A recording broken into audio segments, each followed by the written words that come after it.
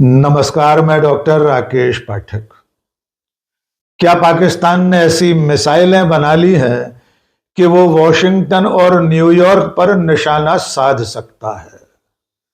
क्या पाकिस्तान की मिसाइल और न्यूक्लियर पावर से राष्ट्रपति डोनाल्ड ट्रंप और अमेरिका की नींद हराम हो गई है?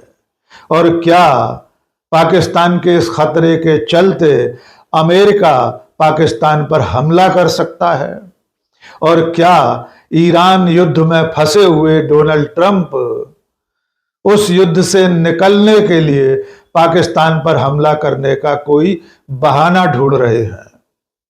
ये सवाल इसलिए पूछे जा रहे हैं क्योंकि अमेरिका की सरकार ने पाकिस्तान का नाम रूस, चीन और उत्तर कोरिया जैसे देशों के साथ रखते हुए उसे अमेरिका के लिए खतरा बता दिया है।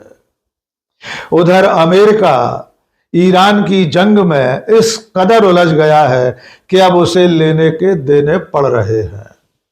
ईरान ने अमेरिका के अजेय समझे जाने वाले F-35 विमान को गिराकर पूरी दुनिया को चौंका दिया है। कई अन्य वजहों से यूरोप और नाटो के देश अमेरिका का साथ देने खुलकर सामने नहीं आ रहे हैं और इन सब परिस्थितियों के चलते अब अमेरिका और डोनाल्ड ट्रंप इस युद्ध से किसी तरह बाहर निकलने का रास्ता तलाश रहे हैं। यहां तक कि अब डोनाल्ड ट्रंप की सरकार रूस से तेल खरीदने पर लगाए गए प्रतिबंध को हटाने तक पर विचार कर रही है। तो आइए इस वीडियो में शुरुआत करते हैं पाकिस्तान और अमेरिका के रिश्तों से। आप जानते हैं कि पाकिस्तान घोषित रूप से अमेरिका का पिछलग्गू देश है। उसके पिट्ठू देशों में सबसे अव्वल दर्जे पर शुमार पाकिस्तान के प्रधानमंत्री, वहां की सेना के मुखिया सब के सब डोनाल्ड ट्रंप की ठकुर सुहाती में लगे रहते हैं। ऑपरेशन सिंदूर के बाद जिस तरह डोनाल्ड ट्रंप की खिदमत में प्रधानमंत्री शहबाज शरीफ और पाकिस्तान की सेना के फील्ड मार्शल आसिम मुनीर ने जिस तरह व्हाइट हाउस में हाजिरी लगाई थी और डोनाल्ड ट्रंप के कसीदे काढ़े थे, उसे देखते हुए कोई ये सोच भी नहीं सकता था कि अमेरिका पाकिस्तान को अपने लिए खतरा बता सकता है। लेकिन ऐसा हुआ है और इसका औपचारिक ऐलान अमेरिका की नेशनल इंटेलिजेंस की डायरेक्टर तुलसी गबार्ड ने किया है। तुलसी गबार्ड ने पूरी दुनिया के सामने ये बताया है कि पाकिस्तान के पास जो न्यूक्लियर पावर है उससे अमेरिका को खतरा महसूस हो रहा है। उन्होंने कहा कि इस वक्त पाकिस्तान के पास कम से कम 3000 इंटरकॉन्टिनेंटल बैलिस्टिक मिसाइल्स हैं और इनकी संख्या 2035 तक 16,000 के करीब हो सकती है। आइए सुनिए तुलसी गबार्ड ने और क्या कुछ कहा। However, the intelligence community assesses that Russia, China, North Korea, Iran, and Pakistan have been researching and developing an array of novel, advanced, or traditional missile delivery systems with nuclear and conventional payloads that put our homeland within range. तो आपने सुना कि तुलसी Gabbard Pakistan को America तक के लिए खतरा बता रही हैं। उसका नाम रूस, चीन और उत्तर कोरिया के साथ लिया गया है। उन्होंने यहां तक कहा है कि पाकिस्तान जिस दिशा में काम कर रहा है उसमें न्यूक्लियर पेलोड को बहुत दूर तक भेजने की ताकत विकसित की जा रही है और इसके चलते अमेरिका भी पाकिस्तान की मिसाइलों और न्यूक्लियर पावर की जद में आ सकता है। इस बयान को सुनने के बाद पूरी दुनिया में यह सवाल पूछा जा रहा है कि क्या अमेरिका और डोनाल्ड ट्रंप उसी तरह पाकिस्तान पर हमला कर सकते हैं जिस तरह न्यूक्लियर पावर के बहाने से पहले इराक पर और बाद में अभी हाल ही में ईरान पर हमला किया गया है। यद्यपि ये अभी बहुत दूर की कौड़ी है, लेकिन डोनाल्ड ट्रंप के चलते अमेरिका कुछ भी कर सकता है। पाकिस्तान की मिसाइल और न्यूक्लियर पावर को लेकर अमेरिका की यह चिंता भारत के लिए भी बहुत गंभीर है, क्योंकि सबसे निकटतम पड़ोसी होने के नाते अगर अमेरिका ने पाकिस्तान के खिलाफ कोई कदम उठाया, युद्ध की आंच अगर एशिया के इस हिस्से तक पहुंची, तो उसका खामियाजा भारत को भी भुगतना पड़ सकता है। अब पिछले 24 घंटे में ईरान के खिलाफ चल रही अमेरिका और इजराइल की लड़ाई में जो बड़ी घटनाएं हुई हैं उन्हें जान लीजिए। सबसे बड़ी घटना हुई है ईरान के हाथों अमेरिका के F-35 विमान का गिराया जाना। आप जानते हैं कि दुनिया के सबसे आधुनिकतम युद्धक विमानों में गिने जाने वाले F-35 को एक तरह से अपराजेय जहाज माना जाता है। उसका पता लगाना राडार के बस में भी नहीं होता, लेकिन उसी F-35 को, F-35 स्टेल्थ विमान को ईरान की मिसाइलों ने धराशायी कर दिया है। जो सूचनाएं सामने आ रही हैं उसके मुताबिक ईरान की मिसाइल ने F-35 को हीट सेंसर के जरिए खोज निकाला और उस पर हमला कर दिया।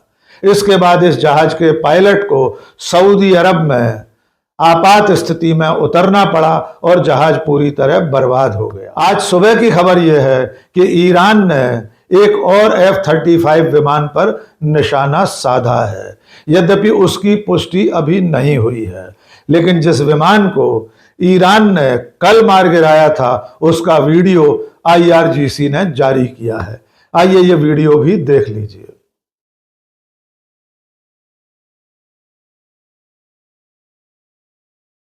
F-35 विमानों को गिराने के मामले में सबसे दिलचस्प बात यह है कि जिस वक्त ईरान ने F-35 विमान पर हमला किया, उसे मार गिराया, उसके चंद घंटे पहले डोनाल्ड ट्रंप व्हाइट हाउस में बैठकर अमेरिका की ताकत की शेखी बघार रहे थे। उस वक्त वे कह रहे थे कि अमेरिका जल थल नभ तीनों जगह आसानी से घूम फिर रहा है, हम जहां चाहे वहां उड़ रहे हैं, हम पर कोई गोली चला नहीं रहा है। आइए सुनिए उस वक्त डोनाल्ड ट्रंप ने क्या कहा और उसके चंद घंटे बाद डोनाल्ड ट्रंप की शेखी की ईरान ने हवा निकाल दी थी। Just about everything there is to obliterate, including leadership. Their Navy's gone, their Air Force is gone, their anti-aircraft equipment is gone. We're flying wherever we want, Pete. We have nobody even shooting at it. Israel और America के हमले भी Iran पर लगातार जारी हैं और इस पूरी लड़ाई में सबसे ज्यादा चुनौतीपूर्ण मोर्चा बना हुआ है हॉर्मुज जल संधि। वहां पर अब भी सैकड़ों जहाज ठहरे हुए हैं। ईरान इन जहाजों को निकलने की इजाजत नहीं दे रहा है। इन सैकड़ों जहाजों में भारत के भी 22 से ज्यादा जहाज और तेल टैंकर शुमार हैं। अमेरिका ने पूरी ताकत अब हॉर्मुज को खोलने में लगा रखी है। इसके लिए उसने यूरोप और नाटो के तमाम देशों से खुलकर गुहार लगाई है, लेकिन इस मुद्दे पर भी डोनाल्ड ट्रंप और अमेरिका को उस तरह का साथ नहीं मिल रहा है जिसकी उन्होंने उम्मीद की थी। ताजा सूचनाओं के मुताबिक अमेरिका ने इस वॉर जोन में कुछ और नौसैनिक बेड़े रवाना कर दिए हैं।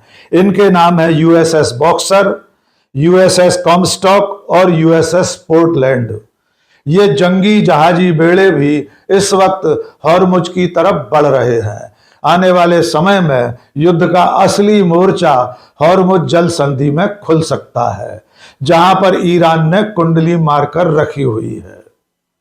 पिछले करीब 20-21 दिनों से ईरान पर चल रहे हमलों के बावजूद ईरान ने घुटने नहीं टेके हैं। इधर अमेरिका और इजराइल भी लगातार अपने हमले जारी रखे हुए हैं, लेकिन अमेरिका में इस युद्ध को लेकर अब असमंजस के हालात हैं। अब ऐसा लगने लगा है कि राष्ट्रपति डोनाल्ड ट्रंप और उनकी सरकार इस युद्ध से परेशान हो चुके हैं। अमेरिका इस जंग में किस बुरी तरह फंस गया है, इसका अंदाजा 2 चीजों से लगा सकते हैं। नंबर 1, पेंटागन ने अमेरिका की सीनेट से $200 अरब की सहायता मांगी है, बजट मांगा है, क्योंकि इस लड़ाई में हर दिन भारी भरकम रकम खर्च हो रही है और कोई नतीजा अब तक हासिल नहीं हुआ है। दूसरा उदाहरण है कि अमेरिका के उपराष्ट्रपति जेडी वेंस इस लड़ाई से निकलने जैसी बातें कर रहे हैं। जेडी वेंस ने कल इस बात को लेकर खुलासा किया है कि अमेरिका लंबी लड़ाई लड़ने के मूड में नहीं है। आइए सुनिए जेडी वेंस ने क्या कहा। The president has said this, I've said this, nobody likes war, right? And I guarantee the President of the United States is not interested in getting us, in the kind of long-term quagmires that we've seen in years past. I know the president, I know the way that he thinks about America's national security. That is not a risk with this president at all. What he has also said consistently for 10, 15 years, maybe even longer, is Iran cannot have a nuclear weapon, and he's willing to take action, diplomatic, ideally, but military action if he has to make sure that that doesn't happen. और सबसे मजेदार बात यह है कि जो America रूस से तेल खरीदने पर दुनिया के तमाम देशों पर पाबंदी लगाता है, वही अमेरिका अब रूस से तेल खरीदने पर लगी हुई पाबंदी को हटाने पर विचार कर रहा है। ट्रेजरी सेक्रेटरी स्कॉट बेसेंट ने कहा है कि अमेरिका रूस से तेल खरीदने पर लगी हुई पाबंदी हटा सकता है। अमेरिका का यह हाल इसलिए भी हो रहा है क्योंकि नाटो और यूरोप के तमाम देश जिनके भरोसे पर अमेरिका इस लड़ाई में बढ़ चढ़कर कूद रहा था, उन्होंने अमेरिका का साथ देने से इनकार कर दिया है। अब तो ऐसे हालात हो गए हैं कि स्पेन और फ्रांस जैसे देश खुलकर डोनाल्ड ट्रंप और अमेरिका के खिलाफ बयान दे रहे हैं। इन बयानों में सबसे दिलचस्प बयान है फ्रांस की तरफ से नाटो की सेनाओं में जनरल का। वे कह रहे हैं कि इस वक्त हॉर्मुज के लिए युद्ध में अमेरिका के साथ कूदना ऐसा ही होगा जैसे किसी हिमखंड से टकराने के बाद टाइटैनिक का टिकट खरीदना। स्पेन के प्रधानमंत्री पेड्रो सांचेज तो साफ साफ कह रहे हैं कि इस युद्ध में पूरा यूरोप अमेरिका के खिलाफ है, पूरा यूरोप इस युद्ध के खिलाफ है, कोई भी इस युद्ध में शामिल नहीं होना चाहता। स्पेन की एक मेंबर ऑफ पार्लियामेंट ने अपनी सरकार से यहां तक मांग कर दी है कि अमेरिका के जो बेस, जो फौजी अड्डे उनके देश में बने हुए हैं, उन्हें तत्काल बंद कर देना चाहिए। इसके अलावा उन्होंने कहा कि नाटो जैसे क्रिमिनल अलायंस से तत्काल बाहर आ जाना चाहिए। तो इन तमाम हालात में इस वक्त अमेरिका लगातार अकेला पड़ता जा रहा है और इसके बावजूद अब वो पाकिस्तान की तरफ नजर गड़ाना शुरू कर चुका है।